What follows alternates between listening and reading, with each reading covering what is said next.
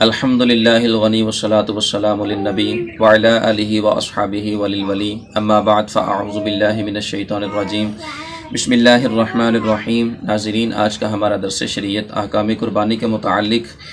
ایک نہایت ہی اہم مسئلے کے بارے میں صراحت کرنا ہے۔ مسئلہ یہ ہے کہ خنثی جانور کی قربانی کا حکم کیا ہے، اس کی قربانی شرعاً درست ہے نہیں ہے،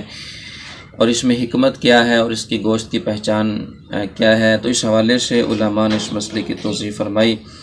امام اہل سنت الشاہ امام احمد رضا خان علیہ رحمۃ الرحمن سے فتاوی رضویہ شریف کے اندر اس طرح کا مسئلہ درپیش آیا تو آپ نے اس کا جواب ارشاد فرمایا کہ خنثی کہ نر و مادہ دونوں علامتیں رکھتا ہو، دونوں سے یکساں پیشاب آتا ہو، کوئی وجہ ترجیح نہ رکھتا ہو، ایسے جانور کی قربانی شرعاً جائز نہیں ہے، کیونکہ اس کا گوشت کسی طرح پکائے نہیں پکتا۔ اور مزید اس حوالے سے در مختار کے اندر علامہ علاء الدین حصکفی علیہ الرحمہ نے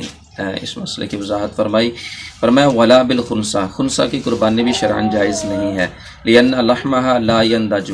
کیونکہ اس کا جو گوشت ہے وہ پکتا نہیں ہے۔ اسی طرح فتاوی عالمگیری کے اندر اس مسئلے کی وضاحت فرمائی کہ لا تجوز التضحیۃ بالشاۃ الخنثی، فرمایا کہ خنثی بکری کی قربانی جائز نہیں ہے، لأن لحمها لا ينضج، کیونکہ اس کا گوشت پکتا نہیں ہے۔ تو یہ اس کے گوشت کی پہچان ہے کہ اس کا جو گوشت ہوتا ہے وہ جتنی بندہ کوشش کرتے وہ گلتا نہیں ہے، کوشش کے باوجود وہ پکتا نہیں ہے، وہ گلتا نہیں ہے۔ اس وجہ سے علماء نے اس مسئلے کی وضاحت فرمائی کہ جو خنثی جانور ہے اس کی قربانی شرعاً کسی بھی اعتبار سے درست نہیں ہے۔ باقی جہاں تک اس کی حکمت کا تعلق ہے، یعنی قربانی جائز نہیں ہے، کس وجہ سے، کس حکمت کے پیش نظر قربانی کو ناجائز قرار دیا گیا، تو اس میں جو بظاہر بات سمجھ آتی ہے وہ یہ ہے کہ جو ایام قربانی ہیں یہ اللہ تعالیٰ کی طرف سے مہمانی کے ایام ہیں۔ ان ایام کے اندر اللہ تعالیٰ امت محمدیہ کی میزبانی فرماتا ہے، اور جو سب سے اعلیٰ کھانا ہے، جو کھانوں کا سردار ہے گوشت، اس کے ساتھ میزبانی فرماتا ہے۔